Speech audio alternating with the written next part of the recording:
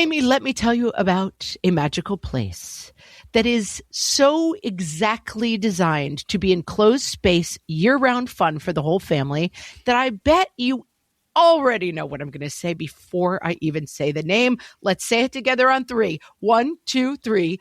Great Wolf Lodge. You got it, Amy. My kids loved Great Wolf Lodge when we went. You probably already know that it has a huge indoor water park with a wave pool, lazy river, a bunch of massive water slides. But then your pack can hit the other attractions because, wait, there's more. Great Wolf Lodge has adventure-packed attractions like Magi Quest, a live-action game kids can play throughout the lodge, plus the Northern Lights Arcade. Spent some quality time there, so your kid who loves the lazy river and your kid who loves fantasy games will both have a great time. Great Wolf Lodge also offers great dining options and complimentary daily events like nightly dance parties, all under one roof. Unpack the car once and you're settled in to have fun. And with 22 lodges across the country, you're always a short drive away from adventure.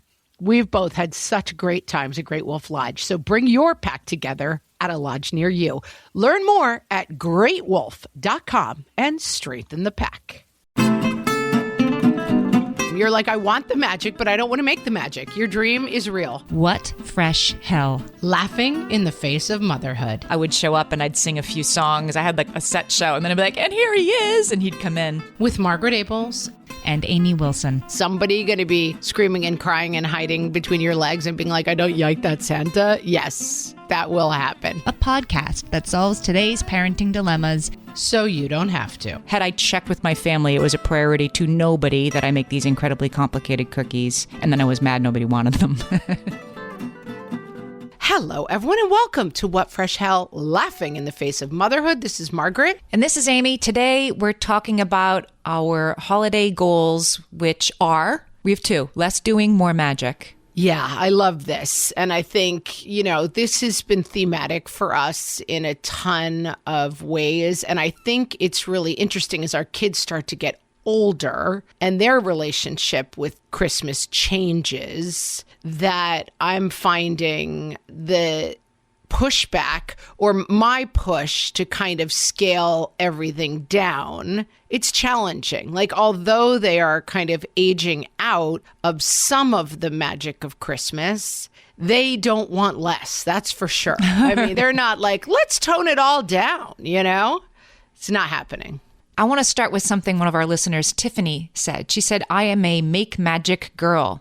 I enjoy doing the things. I do pick and choose, though. And I thought, well, that's interesting. Are you, because I'm not sure I know the answer, are you a make magic girl? Are you into Christmas? 10,000%. I mean, I love Christmas. I love the magic of it. I loved it as a kid. I still love it as an adult.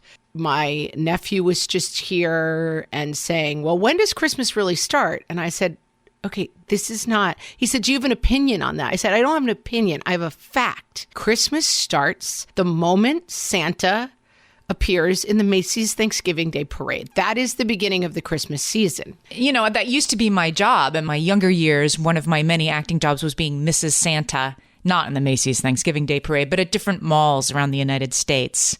I would show up and I'd sing a few songs. I had like a set show, and then I'd be like, and here he is, and he'd come in. And it was one of my favorite acting jobs ever. I worked as an elf at the World Trade Center. That tells you a little bit how long ago this was, for a real bearded Santa. And I can't say I loved it. It paid really well. It was like $500 a day, that gig. It was such a good gig. Which, right, for an out-of-work actor back then was a lot of money. I could write an essay about it, except for that David Sedaris has already written the, formative essay on being a Christmas elf. But yeah, he got a whole career out of it. 90% of the job is keeping children from assaulting Santa. Like, it's funny. Like, you're basically a Secret Service agent dressed in a merry way, because kids, sweet, gigantic 12-year-old kids would take a running leap from like 10 feet away to leap upon Santa's lap. And Santa was He was a real beard Santa. He was an older gentleman, and He was a human being. he couldn't handle His beard was real. everything was real, and So was his bad hip. and yeah, exactly. He could not handle the leaping children. So make magic. Am I a make magic girl? I'm going to ask myself that. And the answer is sometimes. Definitely when my kids were little, I really dug it. This year, I am not feeling it. For many reasons, I am not really feeling it this year. And I'm like Hodor, and the people at the door are like, when you have your kids' lists, I really want to get started on my shopping, or here's my kids' list so you can get started on your shopping. And I'm like, go away. I don't want to do it this year, but I do. I mean, it's also the only thing that will save me. Yeah, I am similar. I had a long talk with my sister yesterday, who I think is feeling this times 10. And what we came to is lean in with boundaries, basically. Like I think sometimes this time of year can obviously, for a lot of reasons, be depressing and kind of remind you of what's not there. You know, we've both lost parents, and I think that it comes up really hard around the holidays, and there's a lot that can feel bad. And I don't think it's smart to try to be in denial about that and be like, what? I'm just a merry elf. There's nothing wrong. It's okay to say, like, this is a time of year where I really miss my mom, miss my dad. Those are very real feelings. But I think sometimes there's a temptation, and especially when we feel like the merrymakers and put upon in those ways, to kind of cut off our nose to spite our own face, truly. You know, that like, I'm going to show everyone how miserable I am by being a Grinch. And I think that instinct, because, and I think we've talked about this with birthdays, I think it can become a little bit like, I have a huge tendency to do this on my birthday. I know my husband's going to mess it up. I know he doesn't have enough prepared. So rather than say anything about that or do any guidance, I'm going to sit back like, who's the guy in Lord of the Rings who like, my precious. Gollum. Like Gollum, I'm going to stroke the orb of how everyone has failed me. I feel like it's a little different that, you know, we talked about being kin keepers earlier this year, a term that was new to me at the time, but I certainly know what it is. And I am the kin keeper. I'm the tree decorator, present spreadsheet keeper. And I don't feel like doing it this year. And it isn't necessarily that I want to like make sure everybody has a lame holiday season. It's that I want somebody else to do it this year. I want somebody else to keep me instead of being the kin keeper this year, but it's probably not going to happen. So you need to like figure out how to get going, get some hot chocolate or something and get moving. I think we often have the advice, and I think it can feel like another job and frustrating to invite people into the kin keeping with us and to kind of give voice to that, to say, hey, for whatever reason, I'm really struggling this time of year. You know, my husband has been traveling for work a ton. And I was kind of like, you ingrates, you don't even see that I'm doing this all by myself. And I kind of had to check myself at a certain point. And I sat my kids down and I said, listen, I need more help. As you know, Dad's off in the great beyond. So I really need you all to pitch in and be my helpers, because I'm struggling to get everything done.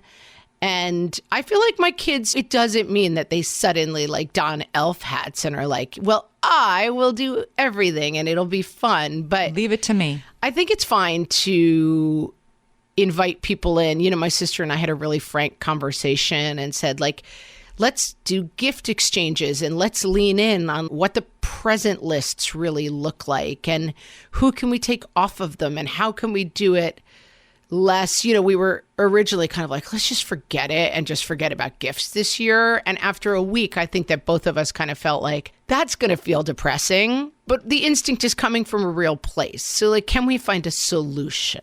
Well, so we asked our listeners. Oh, I know they're going to solve it for us. They are. There's some really good level setting advice in this episode. So we asked our listeners on our Facebook group and page. You can find them both at What Fresh Hell Cast or just searching What Fresh Hell Podcast on Facebook. We asked, how do you resist the urge to do all the things for and with your family members during the holidays? which is funny. For us, it's like, how do you get the urge to do any of the things is what we've been talking about so far. But this is, how do you resist the urge to do everything, feel bad when you're falling short? How do you lessen the burden while retaining the magic? Because, I want the magic. I don't want the burden. That's what we're all about. And I will say, before we dive into our brilliant listeners, that I think that sometimes we feel this very strongly before the season begins. It's like seasonal dread in a way. And then I sometimes find that like once I get the lit candy canes up and I'm playing the music, it carries me along a little bit. I think you're right. Well, Lisa had some advice that I think is maybe worthwhile for me. Lisa says she lessens her time around the people who do all the things. And she sticks to 2 or 3 traditions, makes it more special than doing all the things and cramming it in. Huge. This is something that I'm working on as I get into like the college season of my life is just, as you say, like putting that slip of paper, taking that extra breath when I'm involved in conversations that are like, well, my child with their 12 APs and 8 varsity letters and 19, buildings that they've built are, and that feeling comes up of like, why are you attacking me? And why are you this way? And why are you stabbing me in the face? And trying to kind of say, that's the way they've chosen to do things. And we have chosen to do things a different way. And both of those things are actually fine. Yes, that's right. The person who has all of her Christmas shopping done already, except for your kid, and she's asked, 3 times for the list, and a list that you are somehow responsible for preparing in today's world, that's you can feel anxiety from that, which is not intentional. That is just somebody doing it differently than you do it, right? And you can say, I don't have that. Cassie says the day after Thanksgiving and the day after Christmas are our days we look forward to. We don't schedule anything on those days with people outside of our household. The day after Christmas is my favorite day of the whole year to just wear pajamas all day, snack to our heart's content, and enjoy gifts.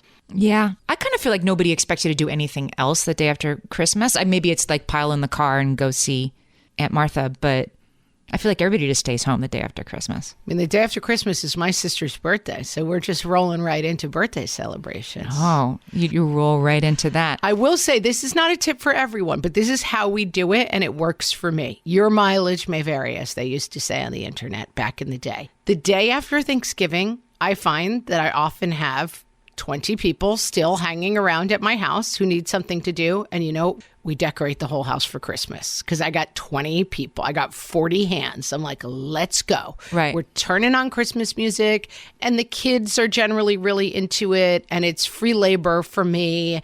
And it's a fun activity. And we get a big tray of bagels and hot cocoa and turn on the music and let's all decorate the house. It's kind of a trick on my part because I'm just forcing people to put up decorations in my house. And then by that day, it's all done. I don't know. And it's like, okay, we're rolling right from one thing to the next. I like it. That's a great idea. We have both sides of our family this year are gathering in the same town because my husband and I are from the same town. Anyway, and big families. We're going to have like 24 kids between the ages of 2 and 21 staying at various houses. And that day after Thanksgiving, that weekend is like, now what? That can get a little long. I feel like day after Christmas, you're playing with your new toys. Now come decorate my house for free. That's my answer. Right. The day after Thanksgiving, if you're not going to Best Buy at 5 a.m., then what are you doing all day? So my husband, smart idea, he called up a local grade school and we're renting their gym for a couple of hours for not very much money. And we're going to let those kids descend and run around, which I think will buy us some peace before and after. Yeah, especially on the Northeast, it's often cold. And so you can't really do the like, all right, here's a football, everyone go play in the yard. Michelle, I love this idea. And a lot of listeners had different versions that she and her kids talk about the top 3 most important Christmas things to do. You ask your kids what they are. Everybody has their 3. Maybe you don't do everybody's all 3, but if somebody's appears on more than one list, you do. So she asked her kids for the top 3 Christmas things, and 2 of them were watch Muppet Christmas Carol. Okay, I think I can arrange that pretty easily. Okay, yes. And to do a Christmas Eve dance party. Michelle says, we started this in Christmas 2020 because it was depressing because they weren't going to see anybody. They wanted to make it fun, so they had a Christmas Eve dance party, and now her kids are like, okay, number one, we're definitely doing our Christmas Eve dance party, and number two, we're watching a movie. I love this idea, too, because I think that we sometimes, as the magic makers and the kin keepers, are like, oh, then we've got to have the screening of Rudolph, and then I've got to make that crab soup that I make, and then I've got to, blah, blah, blah, blah, blah, and I've got to do the special box that I wrap with new pajamas and packs of hot cocoa. That's a now thing that we've done. And I really like the idea of asking your kids, because I think there can be times where this is the famous story that I've told many times that my grandmother told my mother, how could you have Thanksgiving without cream white onions? And my mother spent hours making cream white onions and passed them to my grandmother, who said, oh, I don't really like them. Right. And right. You just think that there should be cream white onions on the table because you used to have them in 1911 on the table, And I really like this idea of focusing in on what are the things that are important? And we do they started during the pandemic too, this area, they have a dam that has a little driving area around it. And there's drive-through light up, silly things, like a light up elf throwing presents and stuff. My kids still love it. And they're teenagers, but it's that's part of our tradition. There's a restaurant we go to and that's what we do. Yeah. And what it isn't roasting chestnuts one by one, right? It's driving them to see these lights. I think I can manage that. Okay. We'll be back with even more ways to do less and make more merry. Hellions, it's time for some spring cleaning, and I don't just mean the coat closets. Doing your financial spring cleaning can actually be super easy when you let Monarch do your financial spring cleaning for you. One dashboard that gets your entire financial life organized. No more clutter, no more mess, no more logins scattered everywhere, just accounts, investments, property, and more, all in one place. Get your first year of Monarch for half off, just $50 with promo code FRESH. Monarch allows you to look not only at what you've already spent, but also to plan for the future. With Monarch, you can set savings goals, plan for big purchases, and notice spending trends before they become a problem. I can generate cash flow reports that show me what we spent this quarter, this month, what we're probably going to spend next month, and feel prepared, organized, and knowing how to plan for the future. No more surprises and a lot more clarity. Try Monarch. Use code FRESH at monarch.com to get your first year half off at just $50. That's 50% off your first year at monarch.com with code FRESH. My favorite skincare products actually feel more like self-care, like they're so nice to put on and they smell so good that I'm actually happy when I get to that part of my day. And I swear that is how I feel about Osea's anti-aging body balm. Amy, you are usually the lotions and potions queen on this podcast, but I have to say, hard agree. Osea's anti-aging body balm is a liquid silk body balm that combines the lasting hydration of a lotion with the firming power of a serum, leaving skin smoother and firmer. This body balm is clinically tested and designed to deliver visible results you can see and feel. So we've gotten to use this product for a couple of months now, and I swear I have really noticed firmer and smoother skin, like on the back of my hands. It's like getting a mini spa treatment from head to toe. Get a spring-worthy glow with clean, clinically tested skincare from Osea. And right now, we have a special discount just for our listeners. Get 10% off your first order site-wide with code FRESH at OseaMalibu.com. That's 10% off your first order with code FRESH at OSEAMalibu.com. At DSW, we ask the important questions, like, what shoes are you going to wear? Whether you're prepping for wedding season, festival season, or just planning the ultimate vacay, the right shoes can make or break an RSVP. So own the moment. You've got big plans, and we've got just the shoes. At the perfect price, of course. Get ready to get ready with Designer Shoe Warehouse. Head to your DSW store or DSW.com today and let us surprise you. This is another Amy. She has some very good advice. She says, I try to remember that some things will just be better once the kids are older. This is not the year to decorate a gingerbread house because they're too little. There is time for the complicated stuff, and that time may be next year. I so second, third, and fourth this. And having kids who are grown, someone was asking the other day about picky eaters on the Facebook group. And I thought, I had the pickiest eaters in the world, and Amy had older kids and would say, I don't know, they just grew out of it. I'm like, no. Tell me how, tell me when, tell me what date they stopped just eating a roll at Thanksgiving. And the reality is now I don't remember. But now my kids, I mean, I just put stuff on the table and they eat it, you know? And are there kids who don't still love salad? There are. And are there kids who there are certain things they will not eat? There are. But I do think that the making a gingerbread house is merry. If it's not, it's great to acknowledge that, you know? Right. Or leave it for next year or leave it for not this year. Although I will say Target and Trader Joe's both make gingerbread houses where everything's like pre-cut. I mean, they are easy. Like a 5-year-old can do this with a little bit of advice. So it's like you're guaranteed to succeed if you get one of those gingerbread houses. It doesn't have to be ready for good housekeeping. Yeah, although someone just gave us a Halloween-themed one very nicely. They came over for something and brought a Halloween-themed gingerbread house. A Halloween gingerbread house. And the amount of guilt I felt not assembling that Halloween gingerbread house, it crushed me. And then I finally just put it in the closet. And I was like, well, maybe we'll do it later. Or maybe one cold day in February we'll make it. But we just didn't get to it. I'm sorry. Well, you have to be aware of that stuff too, I think, right? Like my kids and their cousins used to get very complicated Lego things when they were really too young to put them together. And so it turned into watch my father-in-law put them together, and then somebody would bump it, 2 hours into the process, and there'd be wretched sobbing because it fell apart. It's like, why are we getting a 6-year-old a 7,000-piece Lego set? This isn't so they can watch their grandfather put it together. This doesn't seem like making Christmas bright. And while he says bad words. Exactly. Anna says, it's okay if everything isn't every year. Most years we decorate cookies, but sometimes we don't. We often do the zoo light tour, but sometimes we don't. You can do it next year if this year isn't the year.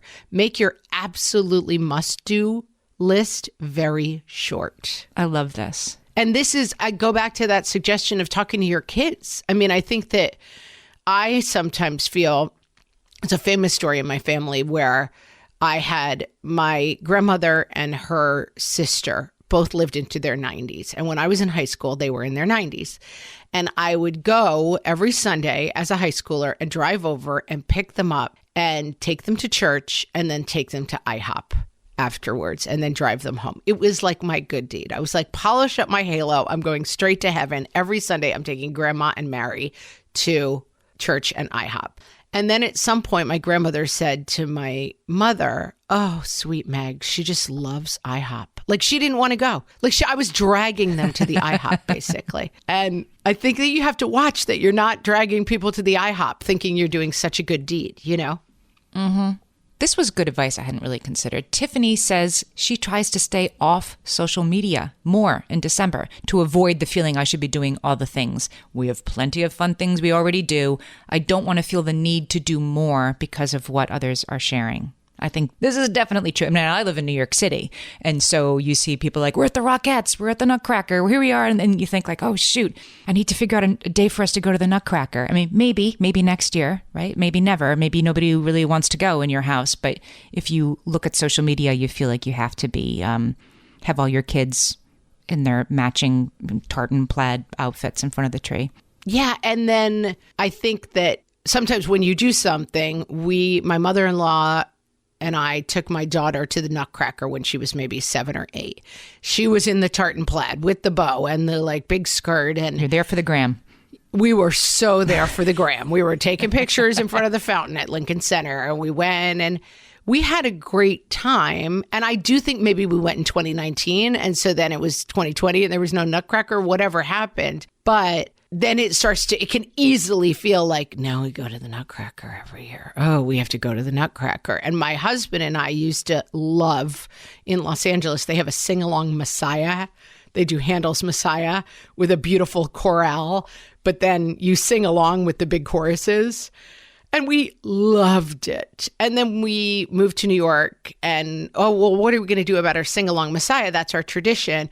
We went to one in the city and it was genuinely not as fun. It just wasn't, I don't know, they didn't do it as well. For us, it wasn't the same. And the next year we're like, okay, we found ourselves sort of like painfully buying another round of tickets to the Bad Sing-Along Messiah. And then we thought, we could just not go. We could just not go to the Messiah. What about that concept? But it's funny how weirdly your brain is like, must slog through the Messiah sing-along because it's what we do. I have like the opposite thing, an opportunity being presented to me right now for Christmas, which is in Brooklyn. There's a neighborhood in Brooklyn called Diker Heights, where people just go ham with the Christmas decorations. Yep. I've never been. I've only heard about it. It's like that Jingle All the Way movie come to real life. And it's one of these things like, oh, it's bucket list. You have to go. You have to see the lights in Diker Heights, which for people who aren't from New York City, it's like an hour and 20 minutes from my apartment. It might as well be like, you have to see the sights in North Carolina. Fly to Omaha to see the lights. Right. Like, okay, maybe I'd do that. So it's like, oh yeah, I'll do that. Anyway, there's this fun, like, it's called Grab Your Group and Go. And I love it. And it's in New York, like, grab your group and go. We're going to go to this museum. We're going to go to this show. And so they're like, we're doing it. We have a bus. We're going to Diker Heights. There will be cocktails served in the bus. Grab your women friends. We are going to Diker Heights. And now it's like being handed to me. All I have to do is show up and get on the bus. That's your dream. You're like, I want the magic, but I don't want to make the magic. Your dream is real. I don't want to make the magic. Right. But now I'm like, do I want to go? So I'm going. I'm telling you guys, I'm going because I know if I do, I'm going to come back like, you have to go see these lights. And right, I'm being given a very easy opportunity to go if I want to. And I think that's also a good question because I do find myself, and I think it is lingering from the pandemic a little bit. I don't want to. You know, I mean, we're doing our live shows and stuff, and it's much harder to get an audience to come out to stuff. And it's interesting because I just think that people have fallen in love with their sofas. God bless them. Their sofas are comfy and there's good stuff on TV. I get it. But I think the flip side of you don't have to go to the Nutcracker every year is watch the story of, I don't want to do anything. Like, are you just falling out of the habit of, would it be fun to all pile in the car and put on the horrible Christmas, this light show that we go to has a radio station that plays Christmas music, but it's like Backstreet Boys singing like some song that's called like, Don't Miss Me, Santa. I mean, it's torture basically, but like, it is fun, you know? And so I think you have to balance those two things. We need a new album. You know, there was that like Christmas covers album. It was like from the 80s with Run DMC and Whitney Houston and stuff. And they're still playing that song. Like it's a great album. Do you hear what I hear? That was Whitney. Right. And they still play those like 8 songs every year because we don't have a new one. We need like a Billie Eilish. I think we might be old, no offense, but I think there are, like when I turn on like the Christmas station, it's a lot of Carrie Underwood, and I just think, right, this is sacrilege. Where is Nat King Cole? I like the oldies. Nobody's had, I mean, Mariah's got the market covered with All I Want for Christmas Is You. No one else has been able to break that market. That might just be all I need. Maybe I just need to put that on and get in that holiday spirit. Yeah, I really like, here's an insider tip. Josh Groban has a great Christmas album. I love it. I mean, I love his voice, but he's got a really good one. Anyway, like you're right. Getting myself on this bus to go look at these Christmas lights, I'm sure it will be like a laugh and a half, and I'll come back glad I went. Just like when you go to any show or museum or whatever, like, I'm glad I did that. No, it's like going to the gym. You have to push through a little bit, and that it doesn't seem right because there's also sunken cost fallacy where you think, well, I have to go and be miserable the whole time because I bought tickets. You don't have to go. Right. But watch that story that is, I already took my bra off. Like, you'd be happy going to Diker. I just want to stay home. I'm going to be your phone a friend and call you and be like, you have to go. Get on the bus. Are you on the bus? Hannah says you have to be careful of what you think you should be doing. She says for her family, zoo lights, hell no. It sounds like it will be fun. This is Hannah talking. Sounds like it will be fun, but really it's cold, wet, crowded, and often the kids are too tired and overstimulated. It comes down to focusing less on what is supposed to be fun and being honest about what will actually feel festive and not sweaty and yelling at each other. I mean, you're going to have some of that, by the way. If you have kids under 10, you're going to have sweaty and non-festive moments during the holidays. Well, that's it. Like this bus to Diker Heights to look at the lights, there's no 4-year-olds on this bus. You know, it's all like ladies with cocktails. Yeah. And I do think if you have multiple kids, I mean, I had 3 very closely spaced. My kids are 18 months apart. The probability of 3 of them having a great time was pretty much 0 for 4 years. You know, you had to kind of take some pain to do any of it. Was somebody going to be screaming and crying and hiding between your legs and being like, I don't like that Santa? Yes, that will happen. 100%. 100% chance. Jessica has really good advice. She says, I try to cut down on the other stuff. No doctor's appointments or dentist appointments in December. We don't do extracurriculars in December when we can. I try to take as much of the other stuff off our plates. Yeah, because it's true that when you have older kids,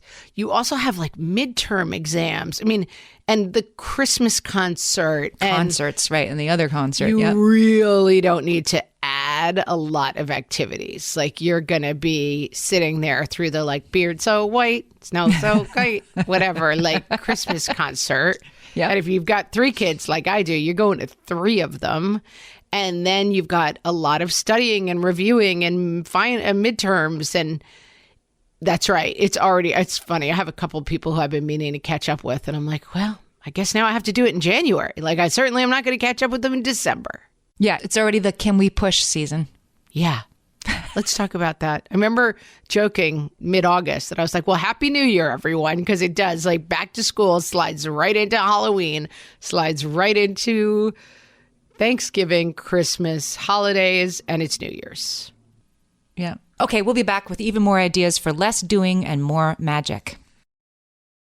Amy, when I'm having a good hair day, it usually makes my whole day better. And that's why on every day, I'm taking Nutrafol. Nutrafol is the #1 dermatologist-recommended hair growth supplement brand. And it's the #1 hair growth supplement brand personally used by dermatologists. Nutrafol's hair growth supplements are peer-reviewed, NSF certified for sport, and clinically tested. Nutrafol offers multiple formulas for men and women, tailored to different life stages and lifestyle factors, so you get support that's actually right for you. Adding Nutrafol to your daily routine is easy. Order online, no prescription needed, with automated deliveries and free shipping to keep you on track. Let your hair be one less thing to worry about. See visibly thicker, stronger, faster-growing hair in 3 to 6 months with Nutrafol. For a limited time, Nutrafol is offering our listeners $10 off your first month subscription and free shipping when you visit Nutrafol.com and enter promo code LAUGHING. That's Nutrafol.com, spelled Nutrafol.com, promo code LAUGHING. All my kids learned to swim when they were little. It was super important to me that they be confident and safe in the water. There was only one problem with that: taking them to swim lessons. I mean, the pools were freezing. There were always cranky adults doing laps right there. And it was definitely not, for any of us, what you would call fun. Amy, heard. But now there's Goldfish Swim School. Goldfish takes a really thoughtful approach to swim lessons, combining research-based teaching with a warm, kid-friendly environment that actually helps kids thrive in the water. Every detail at Goldfish is thoughtfully designed to create a golden experience, from shiver-free, warm indoor pools to comfy waiting areas for parents to professionally trained lifeguards on deck. Goldfish uses an approach called the science of swim play, which combines guided play with proven teaching techniques to help kids learn to swim, build water safety skills, and gain confidence, all at their own pace. Lessons are designed to meet kids exactly where they're at. If you've been thinking about swim lessons or just wondering where to start, this is a great opportunity. Right now, Goldfish Swim School is offering a waived membership plus your child's first lesson free at participating locations. Just visit goldfishswimschool.com/free to find a location near you and enroll using promo code FREE. That's goldfishswimschool.com/free, promo code FREE. And now, 8 things that will happen to you this holiday season. From the What Fresh Hell podcast. Number 8, your suggestion that your kids should add books to their holiday list because they might not be as exciting right away, but will yield deeper and more meaningful results in the long run, was ignored. Again. Number 7, your child's performance of Snowy Day on the bassoon is somehow, once again, dead last on the holiday concert schedule. You'll be sitting through every other grade's program before it starts, no matter what grade they happen to be in. We don't know how that's possible, but it is. Number 6, you forgot to move Elf on the shelf, even though you spent 2 hours on Pinterest yesterday looking at cute ideas. Number 5, your spouse has done all of his Christmas shopping in 25 minutes. You won't know who he has forgotten until it is too late. It is you who will be in trouble. Number 4, your demand of only one big item per holiday list was interpreted very loosely by your offspring. Number 3, when anyone describes how magical their holiday was, you will mutter under your breath, "That was me. It was me all along." Number 2, you will read your child's wish list and realize that somehow they think you make $25 million a year. Number 1, you will promise yourself that this year there is absolutely no reason to overdo it, no reason to over-purchase, over-nog, over everything, and you will overdo it anyway. This has been 8 things that will happen to you this holiday season. From the What Fresh Hell podcast. Amy, I like this idea from Elizabeth. We focus on our immediate family during the holidays and put our major travel to see families at other times of the year that are more conducive to travel and having a fun time summer, and B, not already packed with crazy school events, also summer. I mean, this goes back to what I was saying before about in Pennsylvania in November on a, rainy morning in the 40s, you need to figure out somewhere for all these kids to go. They can't just go in the yard. Or maybe they can if you're 1,000 hours outside kind of family. But yes. You might get some resistance. So anyway, No such thing as bad weather. Yeah. So it's these things are easier in the summer when you're not also supposed to be at the other person's house and the other person's house and the party. Yeah, but this also makes me think that one of the things we haven't discussed in this, how we're making decisions and the decision tree, is that there are a lot of expectations that other people have at this season. So it's not just you saying we have to watch Rudolph because that's our tradition. It's also often everyone in your extended family saying, well, we have to be together. We have to see you during this season. And those boundaries, and this is a whole discussion that we've had on a bunch of other episodes, you have to really talk those things through, I think, because, people saying, well, you have to this and you have to that, it's not always just as easy as saying, like, we've set our boundaries and no, and we're just doing immediate family. You can definitely do that, but I mean, I know for our family, we try to alternate with my husband's family or my family every year, and that's what works for us. And then, on one side, we have 2 separate families, so it's like, okay, who's seeing who when, and keeping things balanced. And then if you have large extended families, as we do, the gift thing gets very quickly out of control, and it becomes kind of, as you've said, like the great gift card exchange, like here's your Best Buy and exchange, right. Here's your Cheesecake Factory or whatever. And the kind of, I think it's worth having conversations about different people's needs and working from your place of maximum generosity, that sometimes it's easy to kind of demonize the other people in that story and like, oh, that person always wants this and we need to set our boundaries.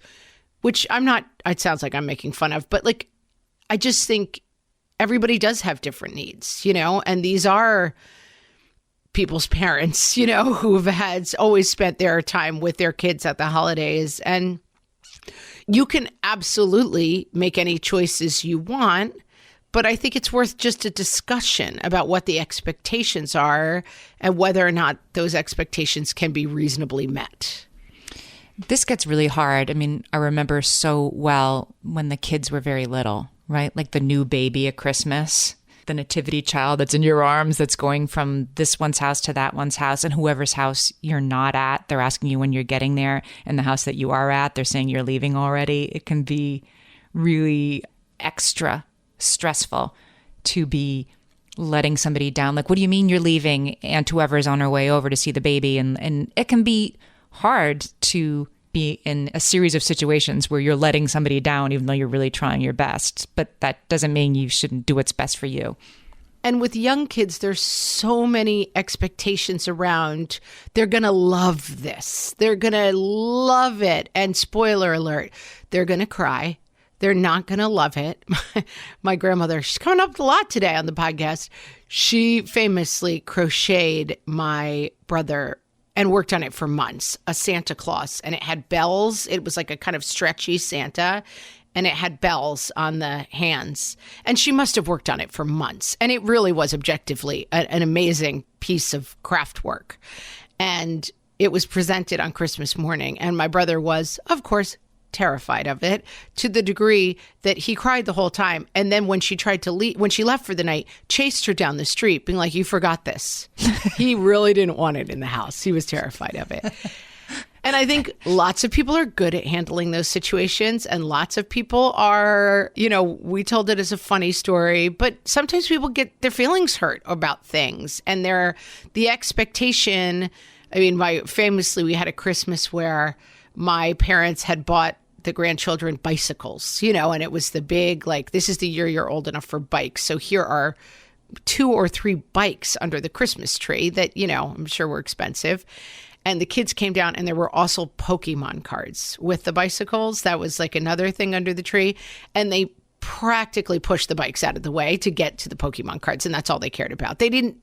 Their eyes did not linger for a second on these bikes. And I think all you can do with those situations is talk in advance and say, I know my kid would love the full set of this set of books, but understand that their Christmas reaction is not going to be as great as if you bought them 9,000 Hershey bars wrapped up or whatever. But keyring nonsense, yeah. Yeah, or whatever cushy or flippy toy that they Squishmallow of the day. Right. Yeah. Like, they will actually read these books for 5 years, and they will add a tremendous amount of value to their lives.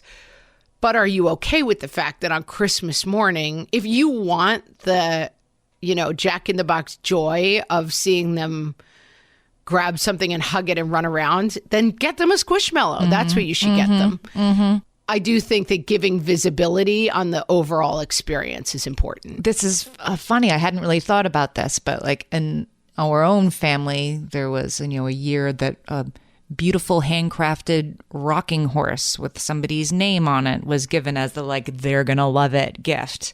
Reader, they did not love it. They wanted to play with the Star Wars thing. They moved right on to the Star Wars Legos. Right. That was not. And so when the same people who have come up with, like, they'll love this crochet Santa and they don't, are now hounding you for, please just tell me what they actually want. And you're like, stop bothering me. Like, it does come out of I just want them to be happy. Right. And I think the whole time of the year is a good time for maximum generosity in terms of those things. And, that's right. The grandma who's maybe calling you in October to be like, well, what do they want? What do they want? And you're like, are you kidding me? I am still sewing a Raggedy Ann costume. Right. Right. They've had the experience of, they want to just make it joyful. And I think you can also work with your kids on this. And this is something, as your kids get older, you can have the meeting on Christmas Eve and say, listen, tomorrow's going to be really exciting. You're going to get a lot of exciting things that you want, and some things that you don't want, and some things that you aren't as excited about now, but you'll be excited about later. You have one job on Christmas, which is making everyone who's gone out of their way to get you something feel good about that effort. That's your job. You're going to receive a lot, and you have one thing to give, which is your joy, even if you don't feel it in the exact moment. Now, you can't really do that with like a 3-year-old who's getting the rocking horse. That's, people have to understand. And some people, for the record, definitely don't and will be really, really mad. Emily says one way to make things easier is to try deciding once and keep notes, she says, so you can adjust over the years and let muscle memory take over. So I do have a Christmas spreadsheet that I use every year. Yeah, and you just start over and erase everything that was in column B, and you're starting over, but you have your list already. You're not going to forget somebody. And of course, living in New York, you have everybody's got like, oh, I have to think of the woman who colors my hair, right? And the, my kid's karate teacher, what am I going to get for them? In New York, that's even more because you have the people who work in apartment buildings and things. So I have a long list of those people, but I have it ready to go. And that's the kind of thing that you can outsource to to your kids. This needs to happen. As a family, we're going to thank these people. Here you go. Here's a pen. Get writing. Get here, pick up a pen, start writing. Yeah, absolutely. Maybe that's about really spreading out the less work, more magic. I mean, kids are excited about doing the magic part, right? About the like leaving out the cookies with their toddler cousin. That part's exciting. It's a little less exciting to get them excited about writing tip envelopes for their baseball coach. But that makes it better for you. And I think it's always okay for older kids, to see that there is work, that it feels magic, but it's not actually magic. There's a lot of hard work involved and appreciation that has to go into it, which can be hard for kids to detach from that. I think that, we've talked a lot about that. I feel like this is one thing I've really changed my mind about by doing the podcast is like, what are our family values? Really having that conversation, knowing what you value, and then kind of running stuff past that list. Like, well, my family value is that family comes first, but we have 8 kids in 23 sports, so we never see each other. Okay, that's in conflict with our family values. Are we making that decision in a short term? Like, just actually thinking things through and not letting life kind of carry you along. And I think that it's really worth doing that. I'm really going to do that after this conversation, is sit down with my family and say, what do we want this Christmas to look like? And then for yourself saying, what do I want Christmas to look like? Do I want it to look like everybody's happy but me? Do I want it to look like the SNL skit, I got a robe, Right. Or is it worth saying to my family, I'm going to make all these cookies. I'm going to organize the decorations. I'm going to do all of these things. But I'd love you all, and say it in front of your spouse. Like, I'd love you all to really think about how you can make it great for me or whatever. Like, having these conversations, I think that's where a lot of the rub comes in, is sort of skipping the part where we say, what if we could really think about what this looks like? Cassie says, make sure you're doing the highest leverage things. And I have the perfect example of this. A couple Christmases ago, there is a kind of cookie from the part of Pennsylvania where I'm from. It's called a pepper cookie. And I've looked at it. I think it's really actually like from my area. Maybe I'll find a good recipe for you. I'll put the link in the show notes because it's amazing. It's kind of like having a chai tea flavored cookie. It does have a little bit of pepper in it. It has like 24 ingredients. And I decided that I was going to make Christmas bright one year by making these pepper cookies, which require sifting flour and adding approximately 7,000 things, right? In my mother-in-law's house, by the way. So I do this. I make these incredibly complicated cookies, and they're cooling. And then another relative walks in with a bag of these pepper cookies purchased at the local bakery. Well, guess which ones everybody ate, right? Well, I seized with rage that nobody wanted to eat the pepper cookies that I spent 2 hours making because the ones from the bakery were better because they know how to make them. That was not a high leverage activity for me. Nobody cared about it but me. Everybody was happy to eat the ones from the bakery. Had I checked with my family, it was a priority to nobody that I make these incredibly complicated cookies. And then I was mad nobody wanted them. Yeah, the definite lane that you're looking to avoid is everybody's having fun but you. And everybody's merry and you're absolutely miserable. They're eating those pepper cookies instead of my pepper cookies that I work so hard on. Yeah. And I think that, we've talked about this. It's a very difficult balance. And I don't like it when it becomes like, well, just do less, Mom. You're putting it all on yourself, Mom.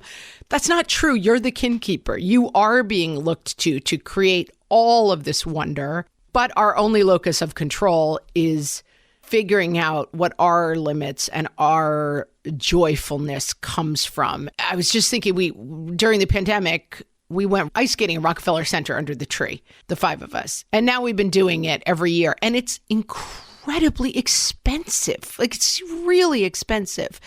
And that's one that's worth sitting down and saying, where are we enjoying this on a level of 1 to 10? Because if we do this, we're going to cut out some other stuff, because driving through the belly of the beast lights probably costs $25, and going to Rockefeller Center probably costs $500. So are we making the right choices? But if you skip the conversation, you're never going to know.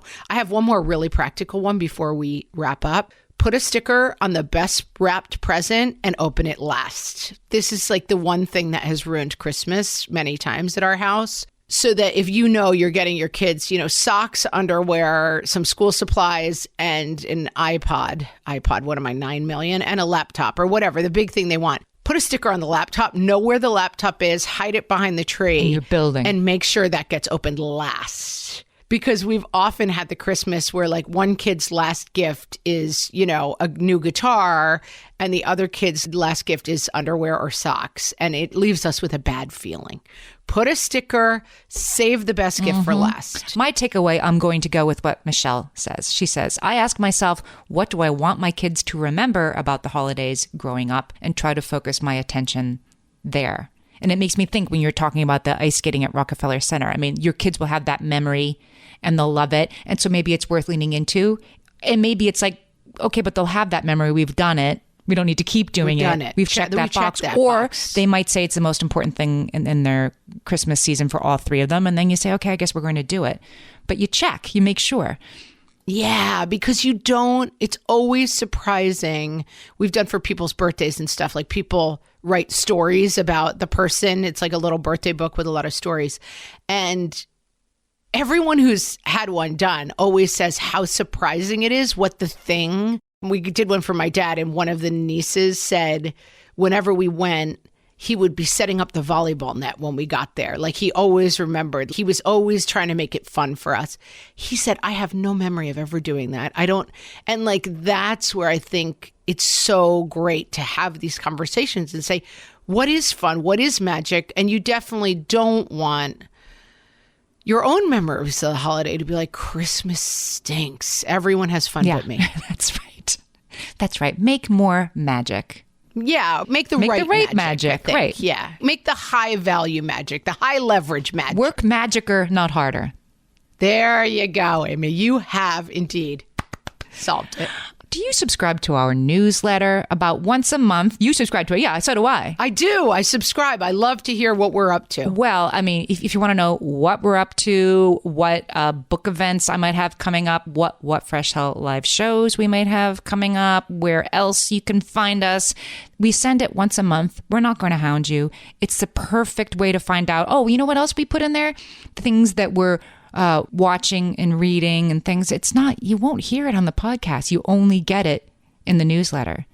And here's how you get it. You go to whatfreshhellpodcast.com. There's a link in the sidebar. You sign up, or we'll put the link in the show notes for this episode.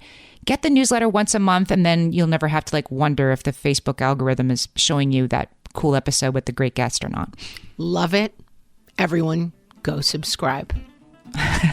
And with that, happy holidays. Go make magic, everyone. Leverage that high value magic. And we'll talk to you next week. So long.